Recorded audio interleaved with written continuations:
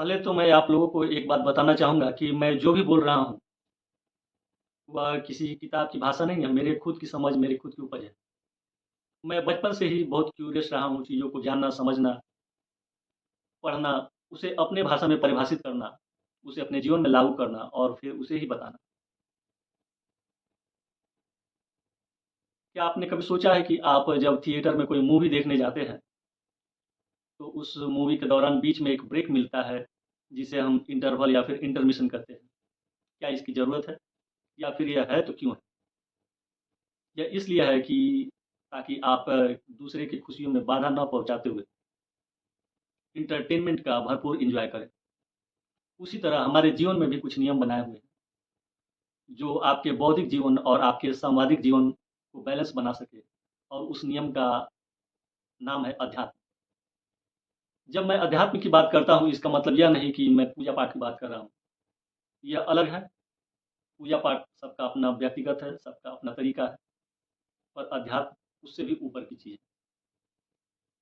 हमारे जीवन को 4 चरणों में बाँटा गया है, बाल्यावस्था, युवावस्था, प्रौढ़ावस्था और वृद्धावस्था और इन चारों को पालन करने के लिए 4 पुरुषार्थ बनाए हुए हैं, जो कि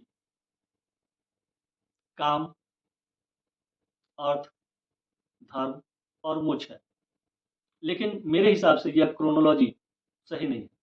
मेरा मानना है कि आपका जीवन हर सुबह शुरू होता है और हर रात खत्म होता है और प्रत्येक दिन आपको ये चारों पुरुषार्थ करने चाहिए, तभी आप एक बेहतर जीवन जी सकते हैं। आप सुबह जब उठते हैं ब्रह्म मुहूर्त में, तब आपका धर्म शुरू होता है और आपका धर्म है आपको अपने मानसिक लेवल पर, अपने शारीरिक लेवल पर आप अपनी क्षमताओं को बेहतर बनाएँ, इसके लिए कार्य करें। इसके लिए ज़रूरत हो तो अध्ययन करें या फिर व्यायाम, योग, प्राणायाम, आसन सब कर सकते हैं। उसके बाद आपका दिन शुरू होता है अर्थ उपार्जन करने के लिए। आपको अर्थ उपार्जन करने के लिए कार्य करना चाहिए। अर्थ उपार्जन में वृद्धि के लिए कार्य करना चाहिए और यह आपके फ़ाइनेंशियल वेल-बीइंग के लिए है। इसके बाद शाम का वक़्त जो होता है, आपका काम और आपका काम है एक पिता के रूप में, एक भाई के रूप में, एक पति के रूप में, एक दोस्त के रूप में, एक पुत्र के रूप में अपने रिश्तों को बेहतर बनाना, रिलेशनशिप बॉन्डिंग स्ट्रॉन्ग करना, इमोशनल वेल-बीइंग के लिए है।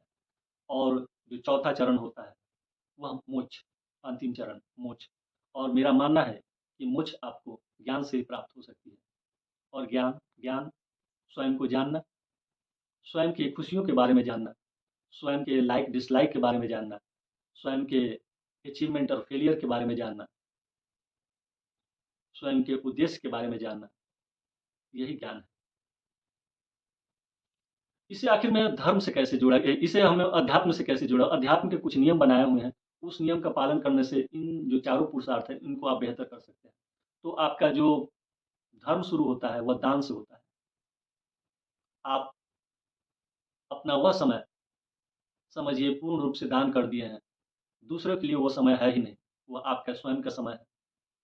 आप उसके लिए पूर्ण रूप से संकल्प हैं, अपने मेंटल वेल-बीइंग, अपने फिज़िकल वेल-बीइंग को बेहतर बनाने के लिए।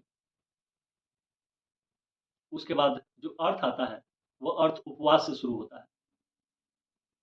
अर्थ कमाने के लिए आपको उपवास करना पड़ेगा, क्योंकि जिनका पेट भरा होता है ना, वो अर्थ के पीछे नहीं भागते हैं। पेट खाली होता है, वही अर्थ के पीछे भागते हैं। आपने सुना होगा कि जब मालिक नोट गिनते हैं, तो उनको भूख प्यास नहीं लगती है।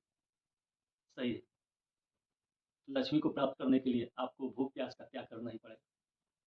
उसके बाद शाम का वक़्त आपका काम का होता है और काम जुड़ा हुआ है जब से हम अपने रिश्तों में हमेशा बुराइयाँ, गलतियाँ ढूँढते हैं, देखते हैं, बताते हैं।